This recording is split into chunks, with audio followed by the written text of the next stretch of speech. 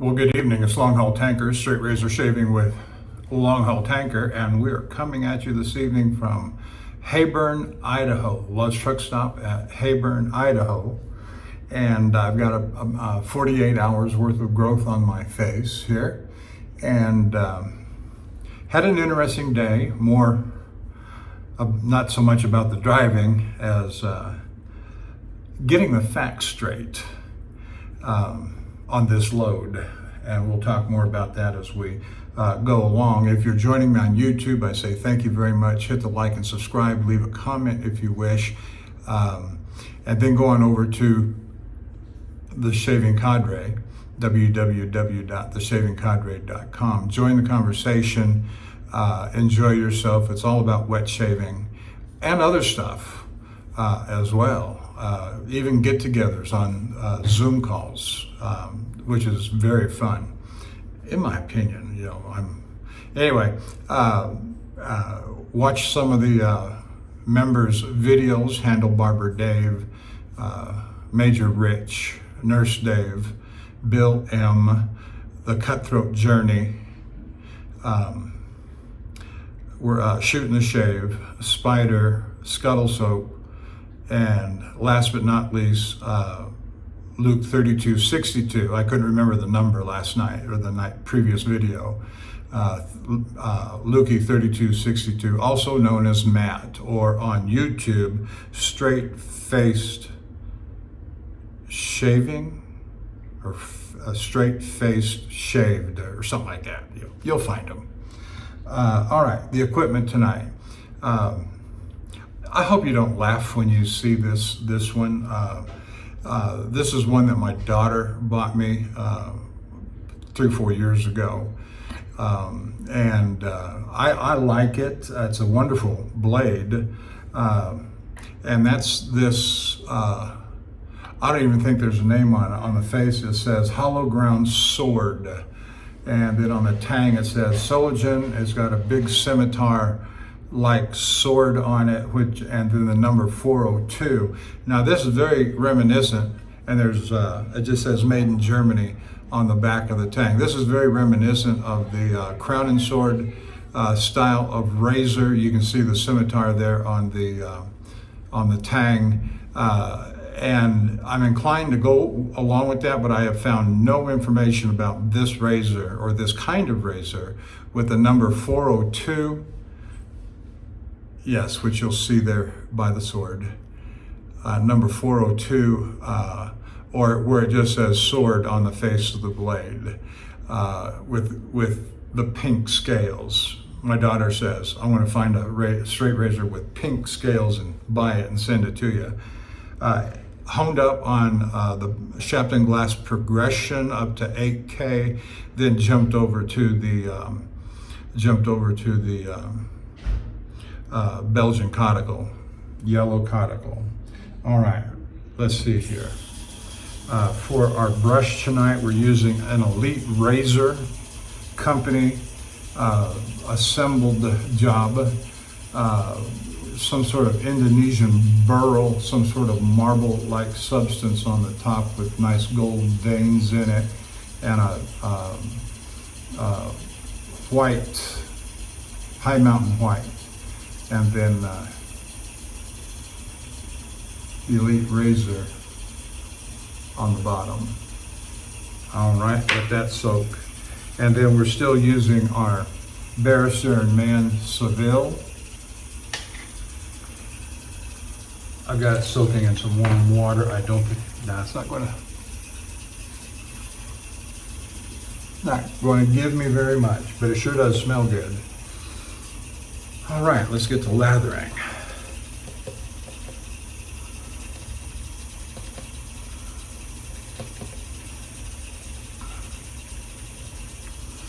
No, my dispatch manager made a big deal to tell me that on the back haul that I get loaded in Oregon and bring back to Garland, Texas, he said, don't be late. Can't be late. This is absolutely critical. You can't be late. And if you can't promise me that you're not going to be late, I'm going to take the load from you and give it to somebody else. Well, that didn't sit well with me. Been there for 11 years, never been late on a single load. Due to my fault, due to my carelessness, due to my inattention, whatever. Never has happened to me. And then have that said to me was not pleasant. Was not pleasant at all. But I found out yesterday through somebody else that this load was not originated or managed by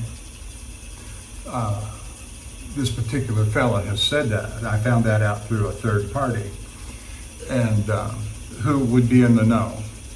And our primary dispatch does not handle the backhauls. They're not created by the dispatch. They're not managed by the dispatch, but rather a separate, what we call central dispatch, which is in charge of all the backhauls. And when he told me that,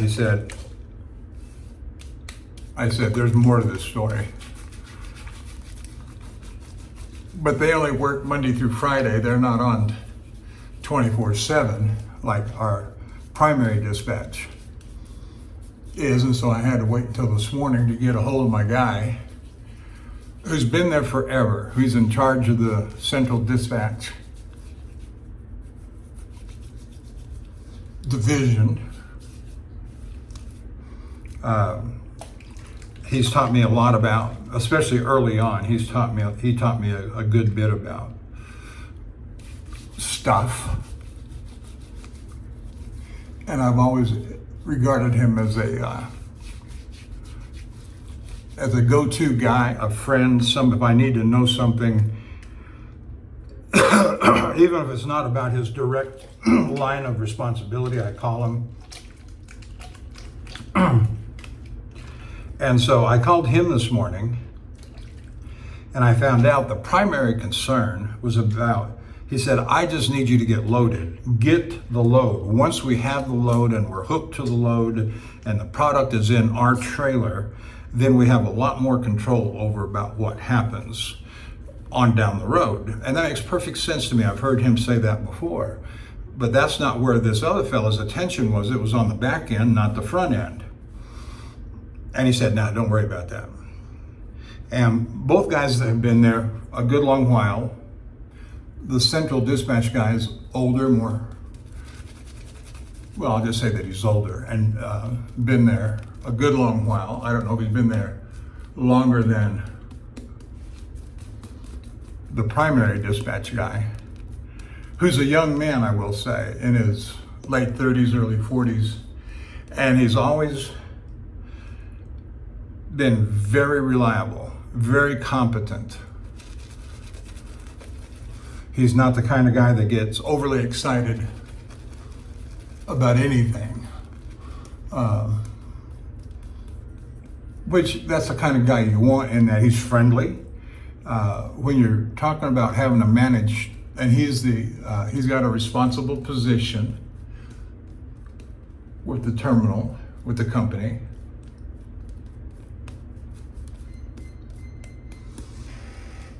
And he's always been, in some cases, he's been my go-to guy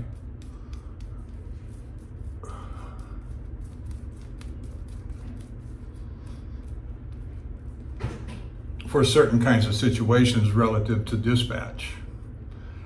But the two,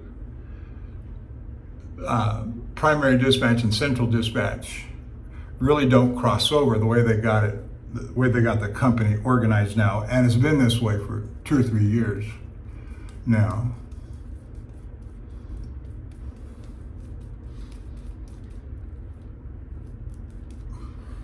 But I will tell you, I was feeling a lot of stress and anxiety over the last 2 days and the last 2 nights about all that could go wrong. One of my primary rules is that it is a fool's errand to load and plan to go 500 miles on the same day. So get loaded at the plant and go on the same day 500 miles. My load loads at 10 o'clock on Saturday morning. And it requires me to get loaded, exit the plant, and go to the nearest public scale, which is 10 miles away. I know because I've done this load before. There's nothing new here. And then to come 10 miles back, deliver the scale ticket for the loaded trailer.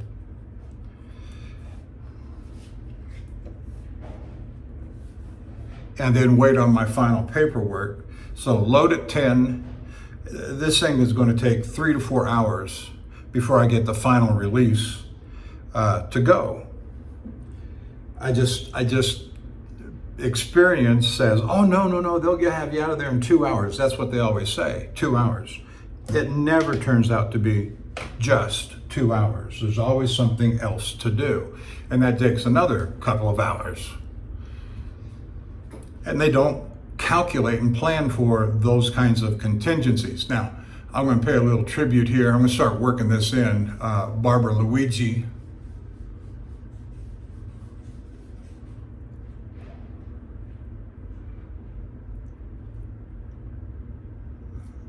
And you saw me do this a couple of videos ago. I think I was still at home.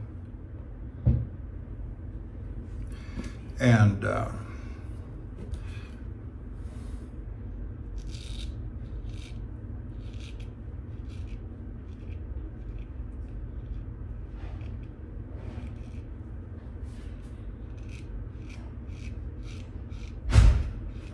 the lower neck from the bottom up is with the grain.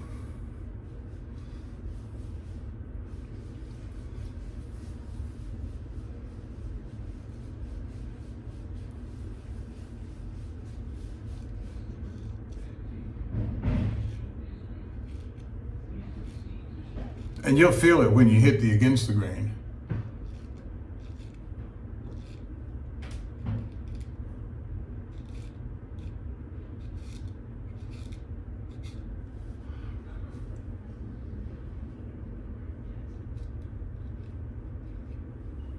Okay, so there's that. The idea is, as I perceive it, is to knock the tops off of those 48-hour whiskers.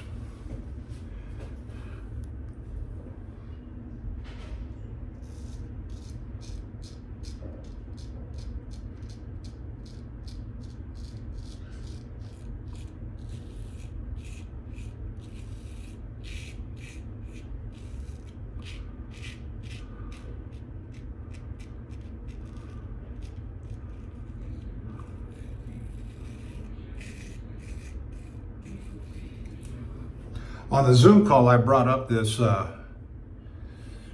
non-lathering lather, if I can call it that. And I was told that it has a yogurt-style consistency, which is very true.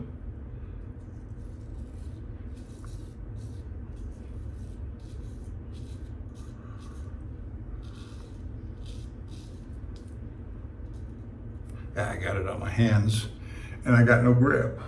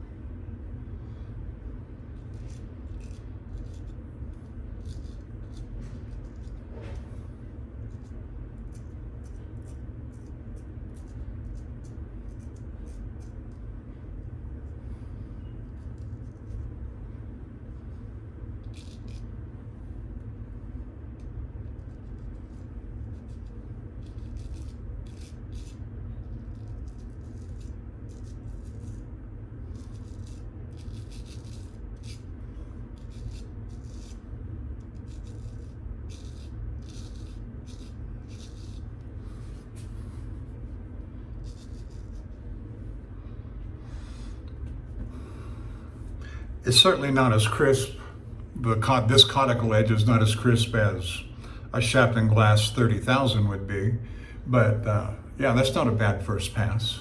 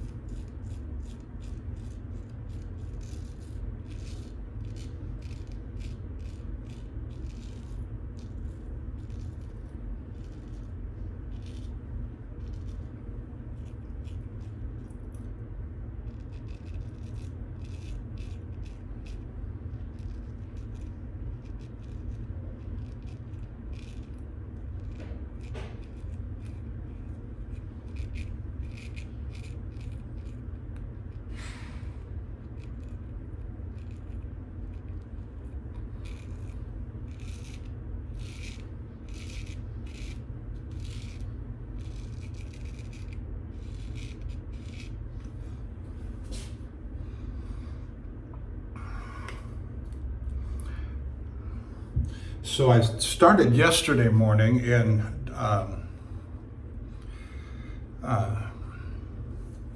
Tonkawa, Oklahoma, and drove to Cheyenne, Wyoming at the TA truck stop over on the east side, Interstate 80. Came across Nebraska, up through Kansas,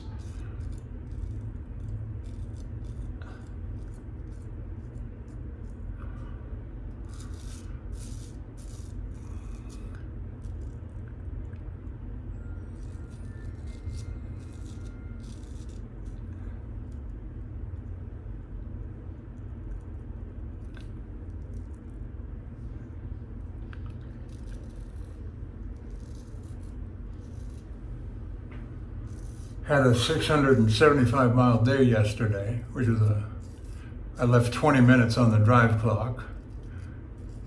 And that's always a risky thing to do. You want to start looking for a place to park at about an hour to an hour and a half before you run out of time, because you can find yourself in some places that are remote,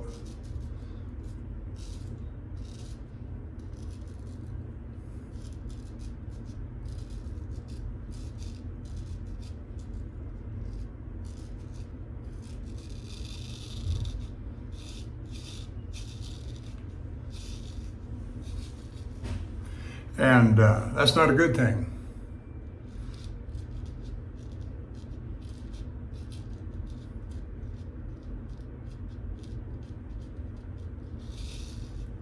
So a truck driver, one of the truck driver's strongest attributes ought to be trip planning.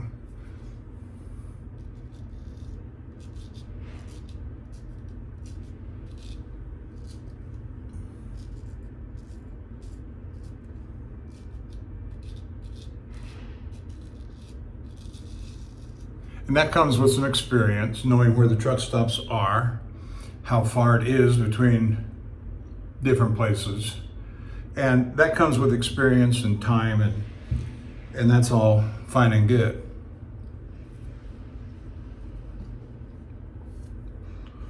And so left Cheyenne this morning. I had to do 2 immediate stops. There's within 5 miles of that truck stop is the Wyoming port of entry. And in Wyoming, you have to go inside the location, inside the scale house. You come across the scale, you park the truck, you go inside, you present your permit book and your papers. bill of lading.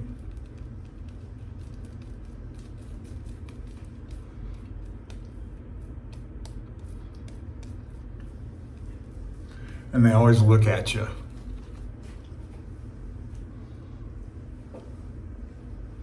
And for the hazmat guys like me, all they really want to know is, what are you hauling? And so if it's placarded, you just give them the hazmat number. It's called a UN number, all classified under a unified classification numbering system for the hazmat products, which, you know, raises interesting question about the East Palestine derailment and the release and burn of the hazmat product. What was the number? Look it up in the Orange Book. It will tell you everything you want to know about that number. Emergency Hazmat Response Guide, I think it's called.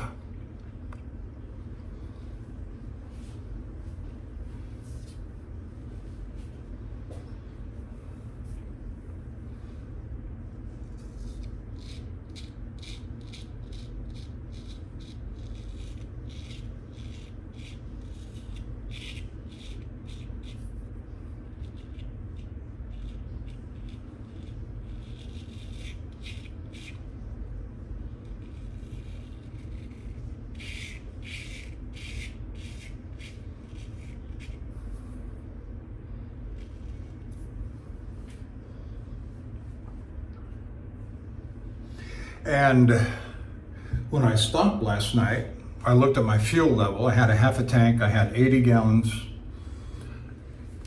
according to the truck.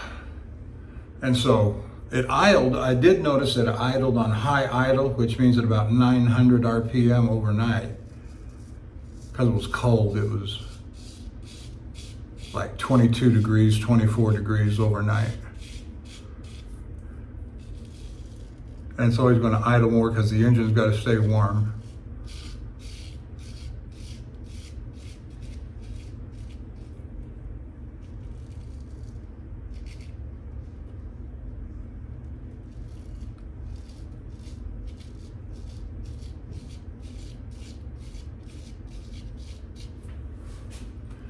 Oops, that could have been a disaster.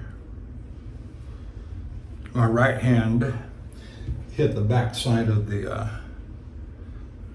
on the spine of the razor. So, but when I got up this morning and looked at it, it was down to about a third of a tank, and I had 60 gallons left in the tanks.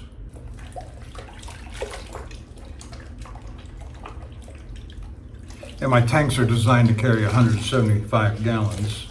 And so I had to stop and get fuel at the Loves in Cheyenne within the first 20 minutes of getting underway this morning. Stopped at the Scale House port of entry and moved on to the Loves to fuel up, which I'll probably have to do again here tomorrow morning, which is fine.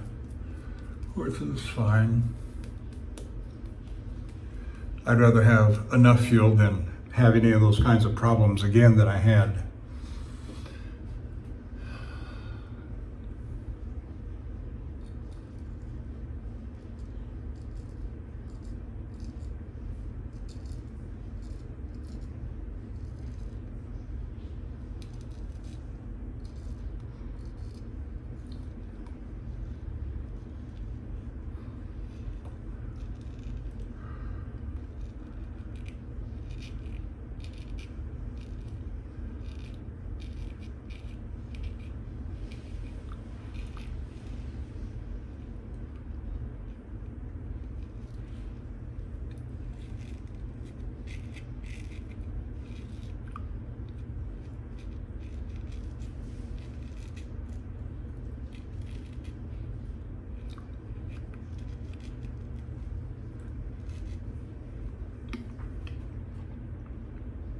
And so today was about a 630 mile day from Cheyenne to Hayburn, Idaho.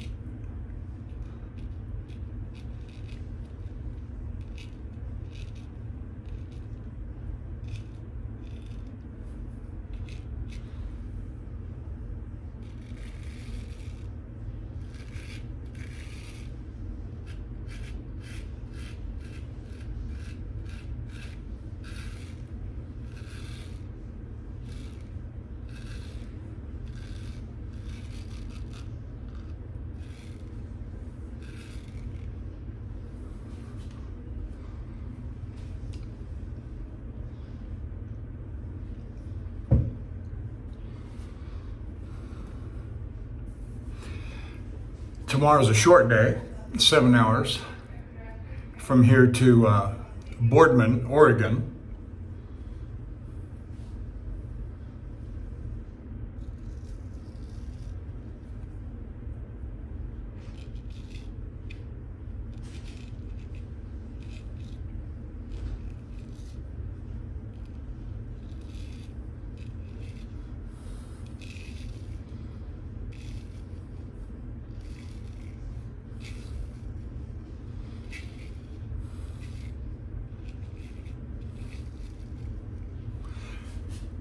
I probably could drive all the way straight through from here to Troutdale, Oregon, which is on the east side of Portland.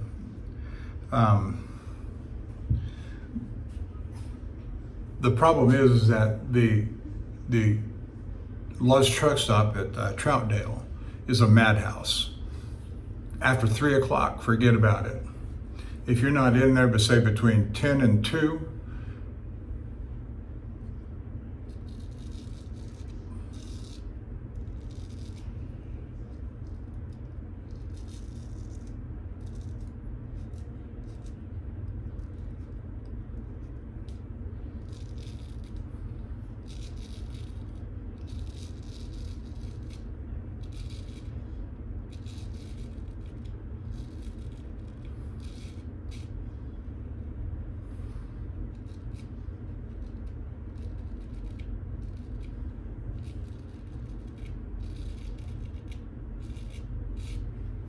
the high probability of you finding a place to park diminishes quickly. And the closer you get to 4 o'clock and beyond that into sundown, forget about it. It is a madhouse extreme. And that's no way to run, which I'll get more back into the backhaul issue in a minute.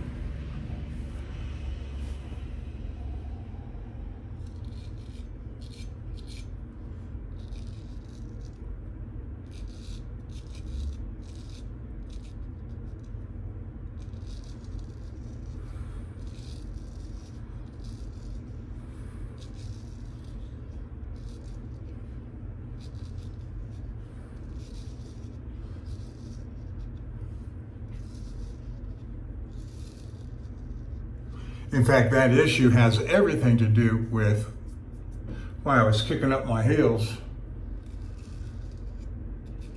on that backhaul, and my little cardinal principle that I've got you word these things and they stick with you in your head, right? These little principle things. That could be on any subject, but for me, I got several of these that relate to truck driving. And a very principled one is you don't load and go 500 miles on the same day and expect to find a place to park at the end of that 500 miles. It's just not going to happen. So let's just play that out and give you a sense of what I'm talking about. At present, load time, and I have requested that it be moved up to 7 or 8 o'clock, but at present, load time is at 10 o'clock on Saturday morning, Pacific time. And so let's just say that that happens. The night before, on Friday night, I'm going to, after I get the trailer washed out, I'm going to move on over to the TA truck stop in Aurora, Oregon, which is 10 miles from the plant that I'm going to be getting loaded at. All right. I've got to get scaled at a public scale, emptied before going in, and then loaded after I get loaded, right? So again, we're playing out this scenario. So I'll be on site at the TA truck stop, which is the closest truck stop to my loading plant. Load time is at 10 o'clock. So I go in there at 10 o'clock. I scale empty, drive the 10 miles, and I arrive on site, say by 9:45. They always like you there early, within 30 minutes of your scheduled appointment. Okay. We allot them as a matter of contract. They may take more, they may take less, but as a matter of contract, we allot them 2 hours to get us loaded. So let's just play with that, which I don't think will happen. So now I'm loaded. It's been 2 hours. It's now 12 o'clock noon. And now I've got to go back to my TA truck stop in Aurora, Oregon, 10 miles away, and get scaled on a CAT scale, heavy. Okay, go in the store, pick up the ticket, pay for it, drive the 10 miles back to the plant to deliver the copy of the heavy scale ticket, and wait for them to prepare the final paperwork, my bill of lading and whatever else I might need for the DOT on the road or the customer in Garland, Texas. Certificate of analysis, maybe a MSDS.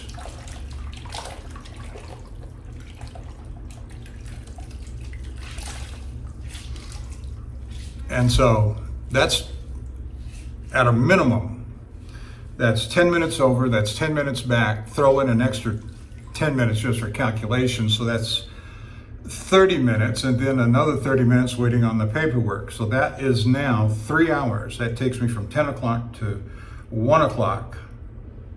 And I'm supposed to drive 500 miles. So they release me at 1 o'clock, let's say.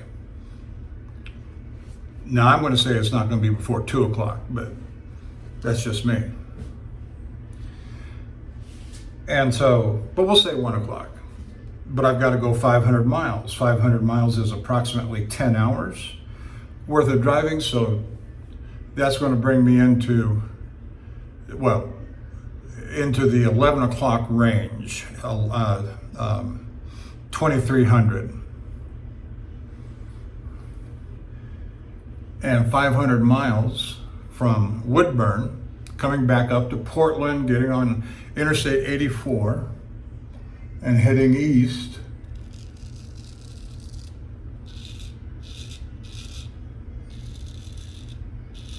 $500 miles is going to get me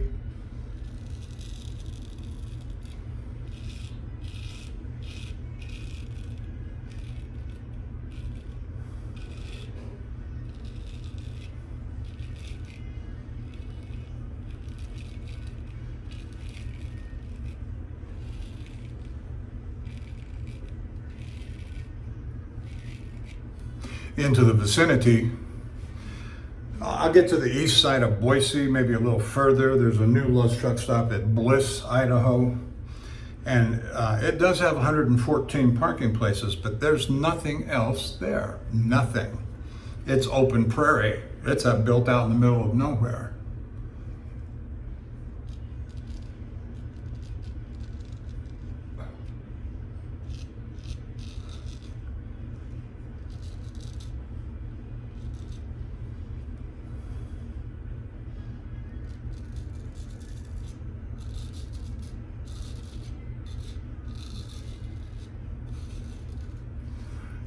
And so I get into, and again, we're playing out this scenario.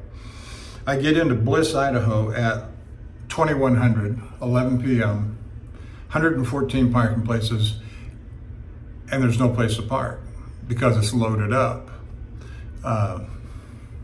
What do I do?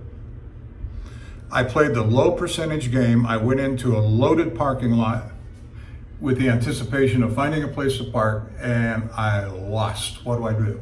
I'm out of time on my drive clock. What do I do?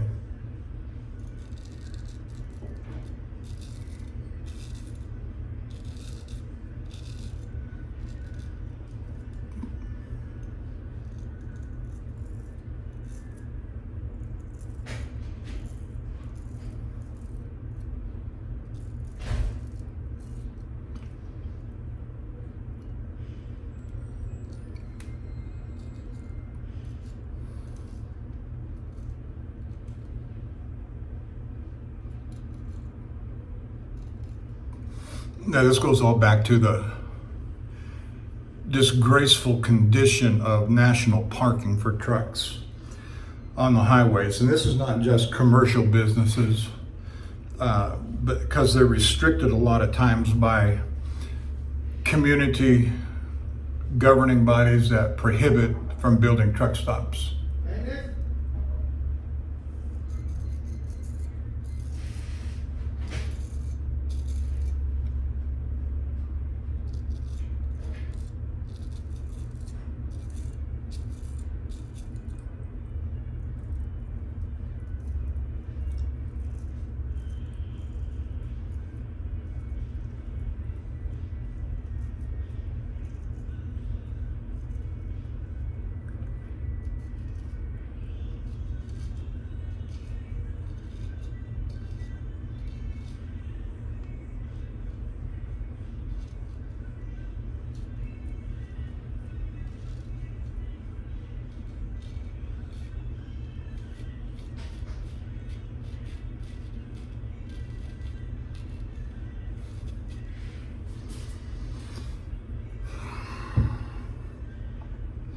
So that's why I say it's a fool's errand to try and load and go 500 miles. Can't do it.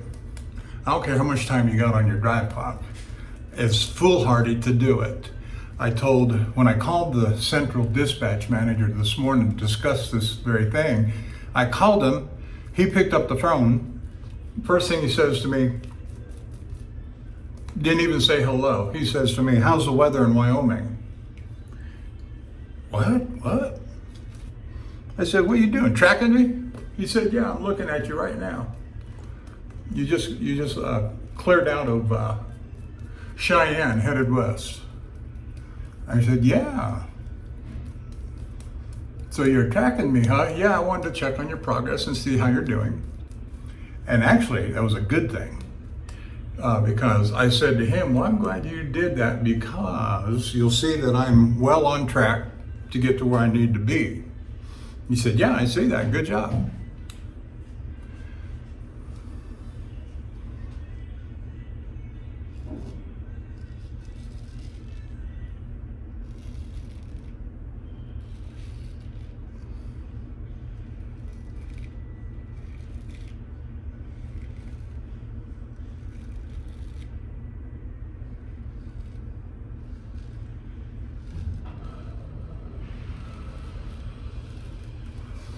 And so I said to him, after we were talking about this backhaul issue for a while,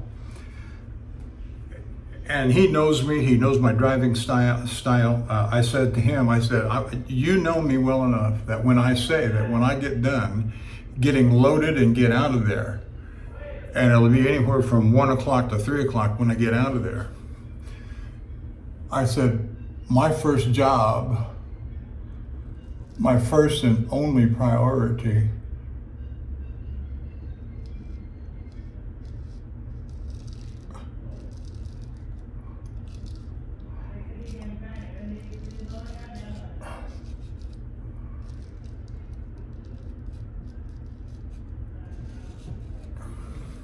is to find a place to park for the night, not go 500 miles.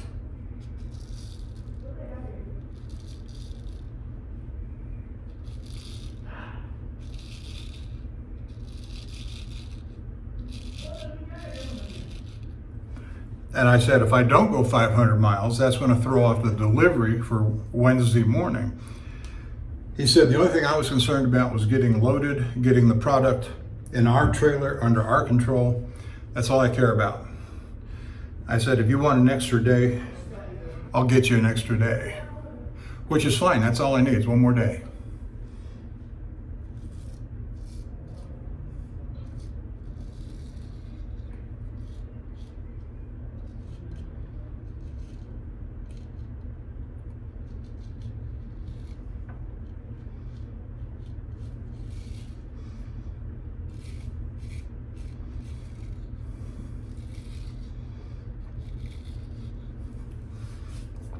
But I'll tell you, this thing had me worked up. So much so that I woke up yesterday morning at 3:45, had my clock set for 4:30. Woke up at 3:45, and again this morning. I didn't sleep well last night at all. This thing was weighing on me so much, why did this guy say what he said? What are the real expectations? What's the real problem here? And I like being in a peaceful frame of mind when I'm driving the truck, because that helps me to stay in better control of the truck. My observation is better. My safety skills are better. I'm not distracted by worrying about BS nonsense, which that's a good thing, right? So I had that conversation with him, and he put my mind all at rest, and so I'm going to sleep. I'm going to sleep. I'll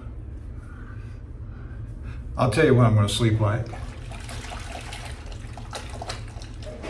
On the Zoom call last night, Matt told a story about how his little boy was running up and down the hill on their property with his little red wagon, collecting wood, limbs and branches and stuff, putting them on the wood pile, presumably for burning. And he did it for a solid hour, he said. A small boy, I don't know, toddler, a little bigger than a toddler, 4, 5, 6, somewhere in there, 8 maybe.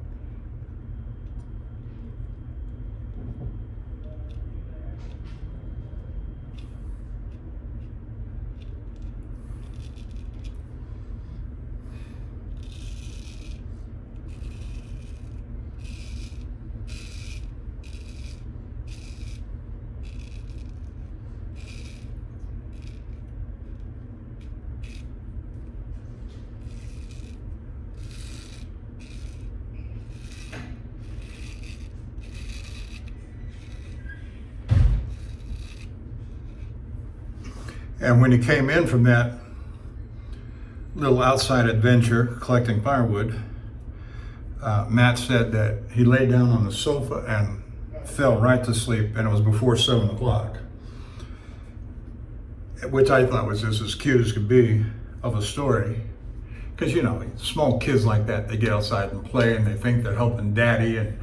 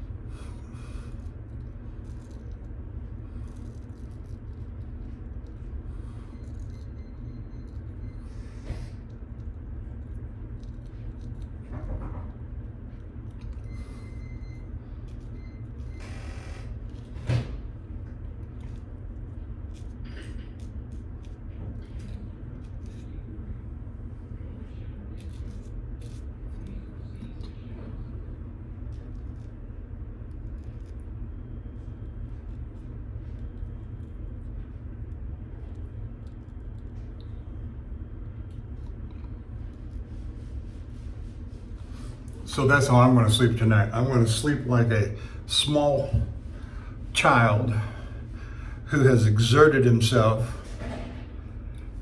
and sleeps the sleep of angels. I just thought that was the cutest story, Matt. I hope you get to see this. And my only question is, as Matt said, or pondered, as Matt pondered last night, did he sleep the night through?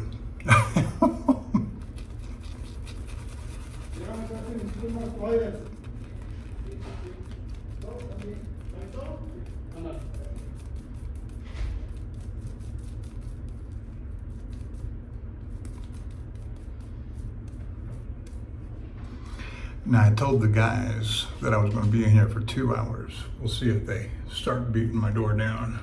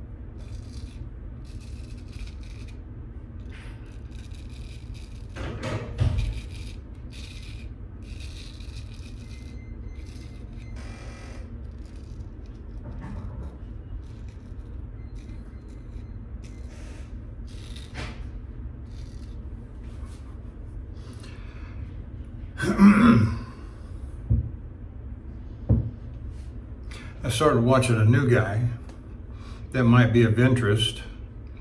I think it's called something, The Luxurious Shave. I'm sorry, I don't remember the name properly. I'll put the link in on the description.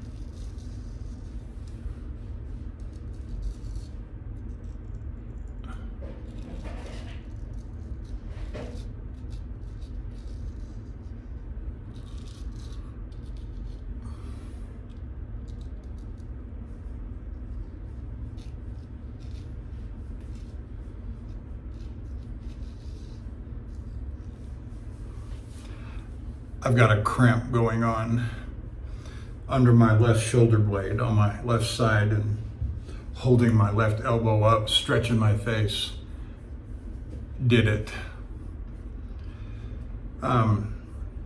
What makes him interesting to watch, this new guy, luxury shaving or something like that, is that he's following Handlebarber Dave's, I think it's a 6-part or 8-part series on straight razor shaving for new guys. And he's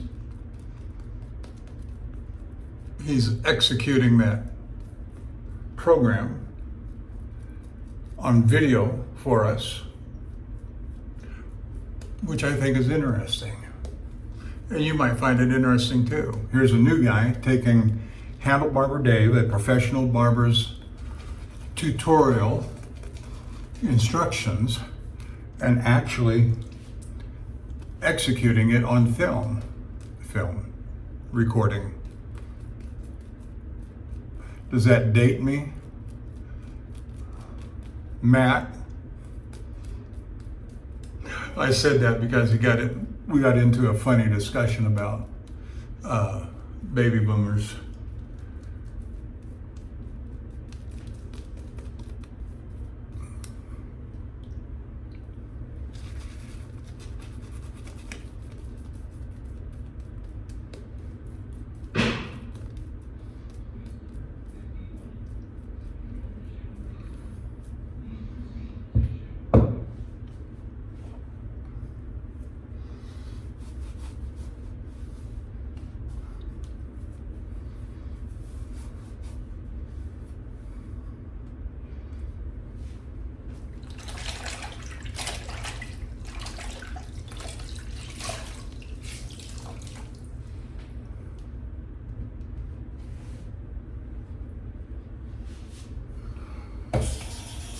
I'll put some more hot water in that bowl.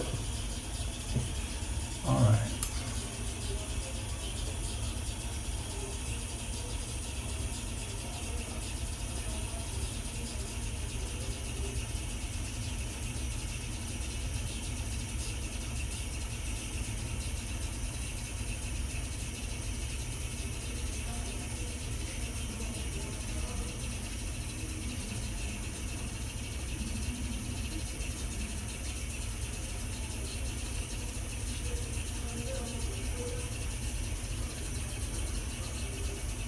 I'm always very careful with my razor, where I place it, how I move it from hand to hand.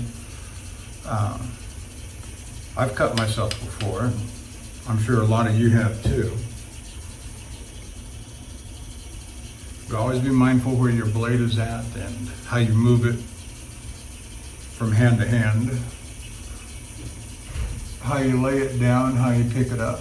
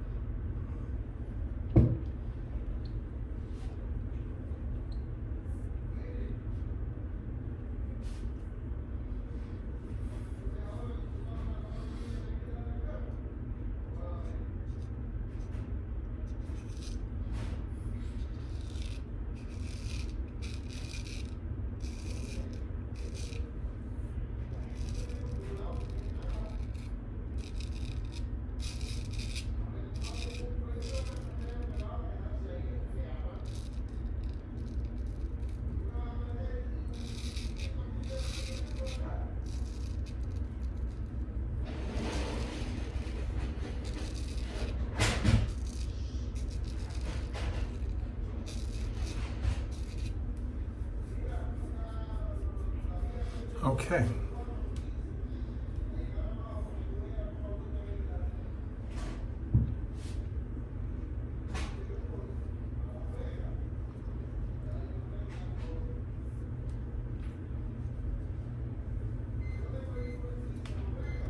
So there's that yogurt consistency of this kind of shaving soap. I don't know that I'm particularly fond of it yet. I've got several. Barrister and Mann, Zingari Man, A&E are this yogurt consistency type of shaving soap. And I like something with a little more lather.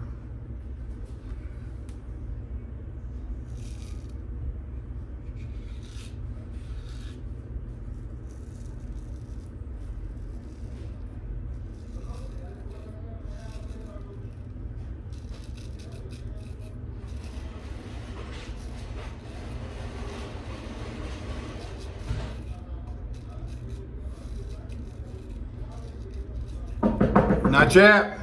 Never mind.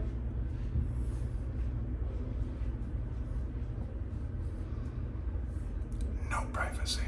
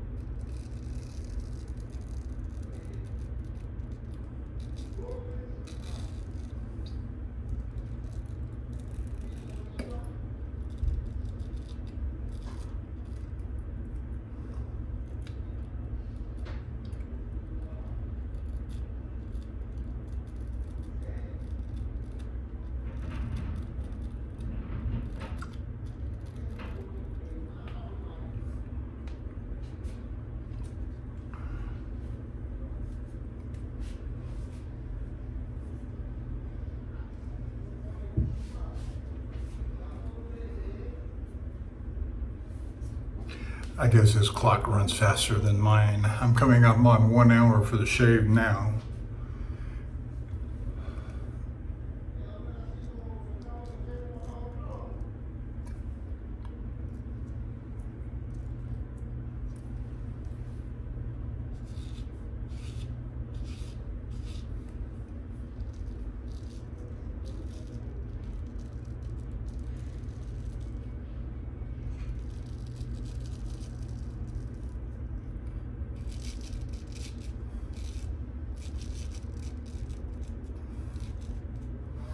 And so with the shower and other bathroom duties, I'm coming up probably an hour and a half, hour and 40 minutes.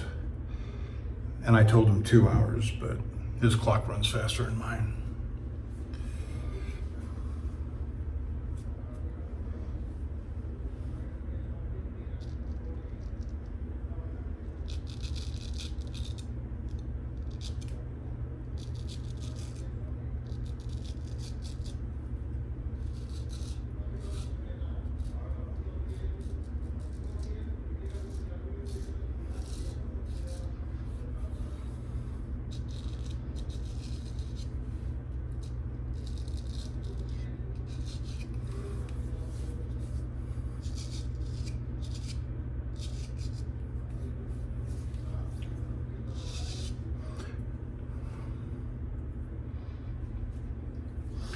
So I'm having a smooth shave, and like Coticules often do,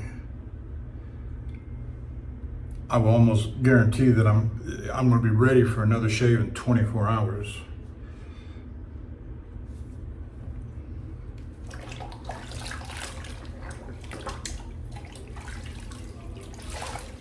But I'm not shaving tomorrow night.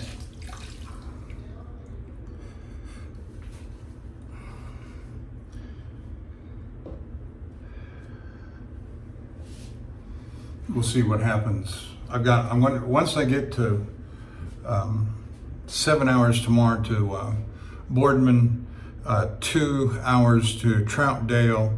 Then I'll get in there about noon.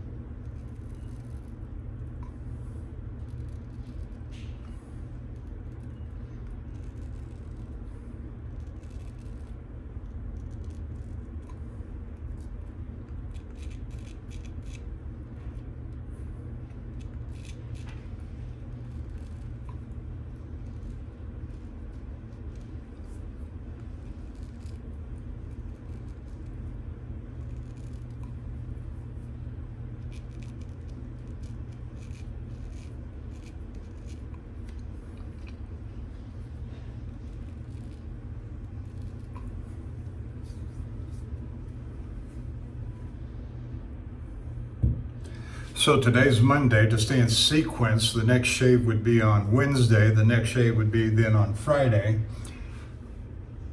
But Friday is going to be delivery, wash out, and get to the TA truck stop in Aurora, and I don't want to have to shave on Friday. So I don't know how many shaves I'm going to have over the course of the next 3 days. Certainly one, because I'm going to do a haircut. What I was thinking about, because I hate the Troutdale Love's Truck Stop. They don't even have private shower rooms.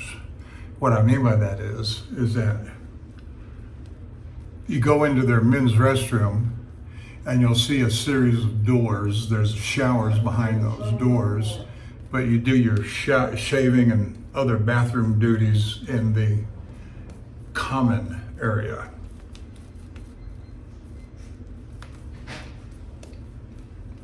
I don't like that at all. So I may do since it's a 2-hour drive from Boardman to Troutdale, I will probably do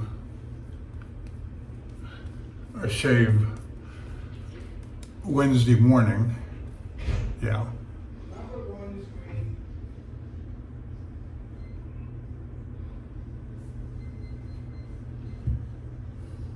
From Boardman.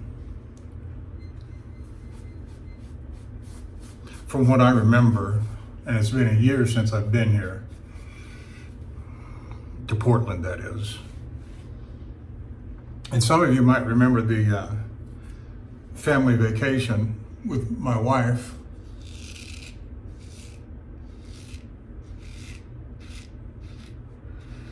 Last year in April, where I had the same delivery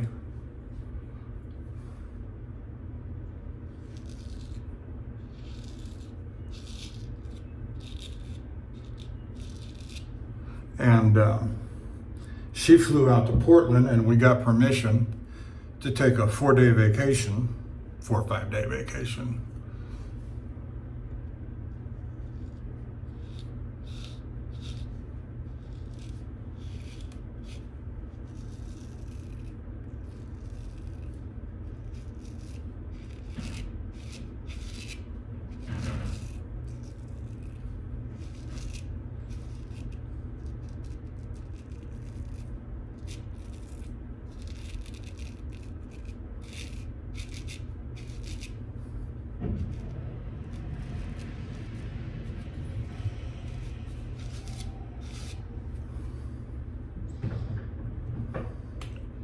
And that was a nice vacation.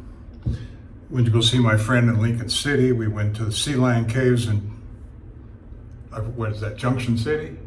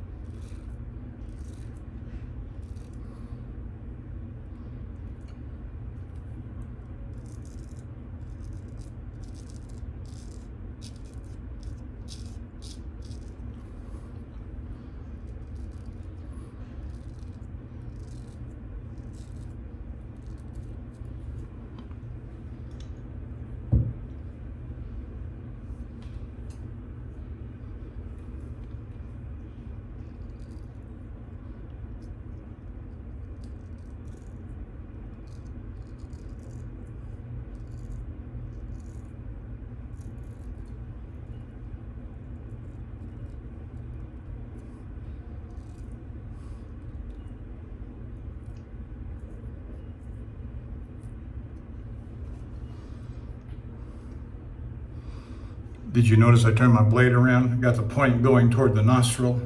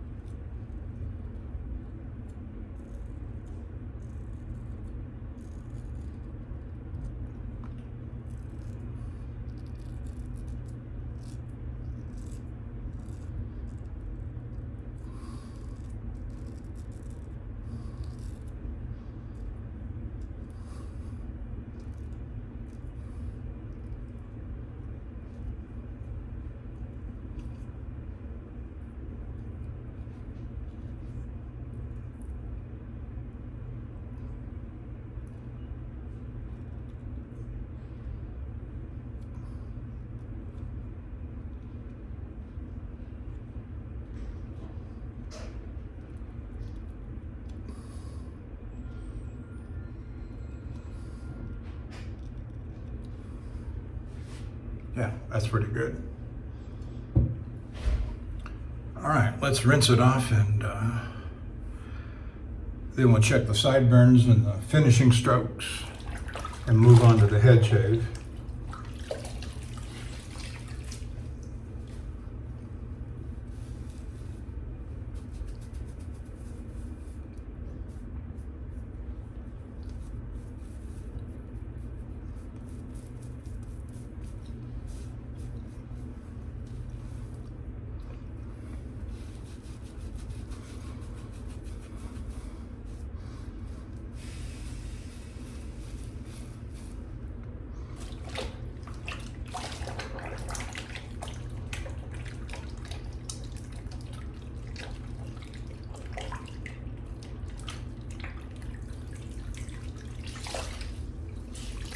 Now this soap has a wonderful scent, almost like an Old Spice scent. It's a take, Barrister and Mann's take on a barbershop scent. And it is super slick. It is just as slick as can be.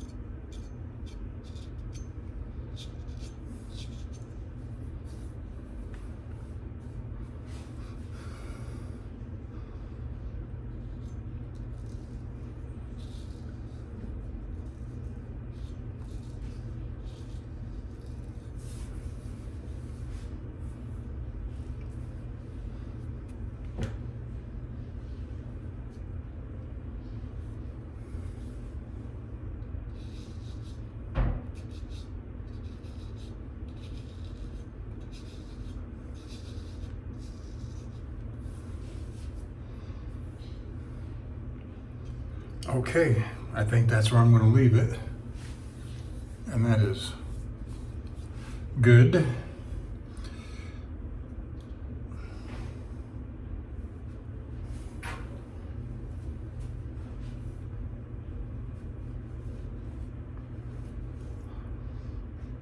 My daughter calls this pinky. That's pinky.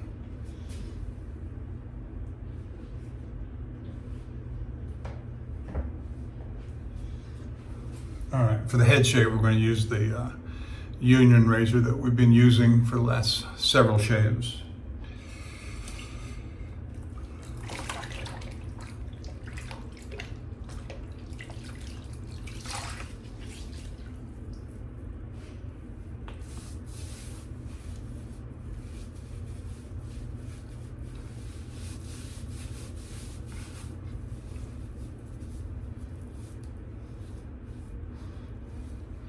Oh, let's check the sideburns. That one looks pretty good. I ain't going to touch it.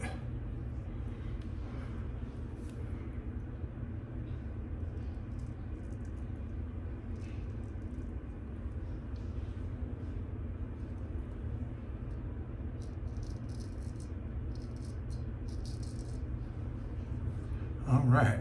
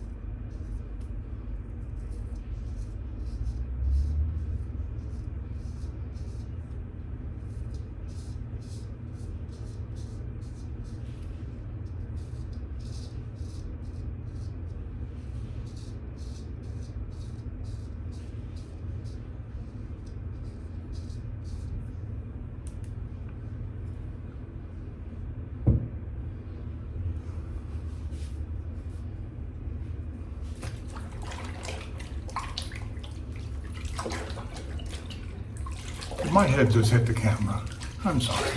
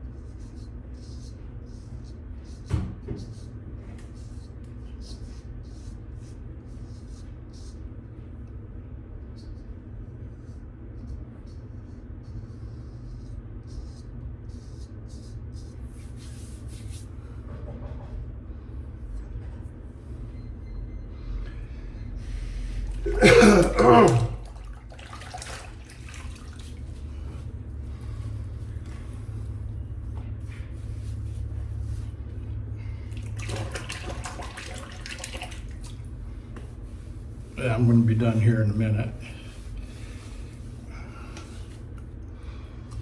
Let's see here. Almost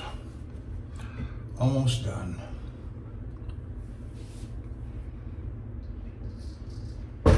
Not yet.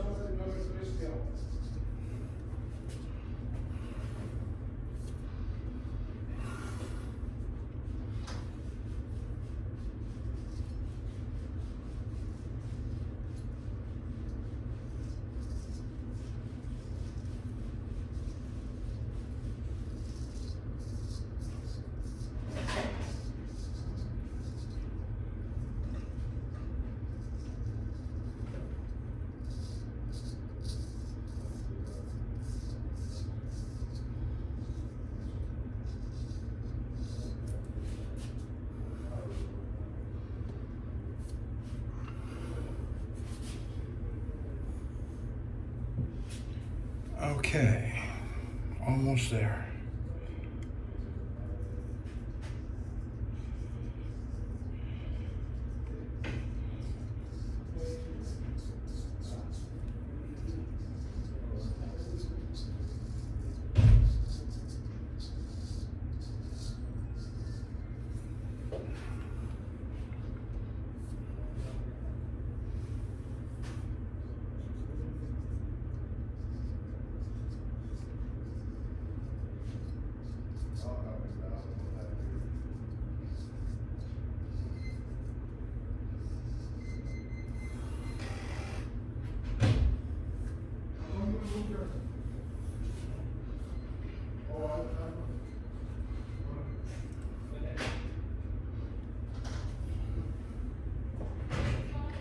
Okay, that's it. I'm gonna call it quits there. Some guy's real anxious out there.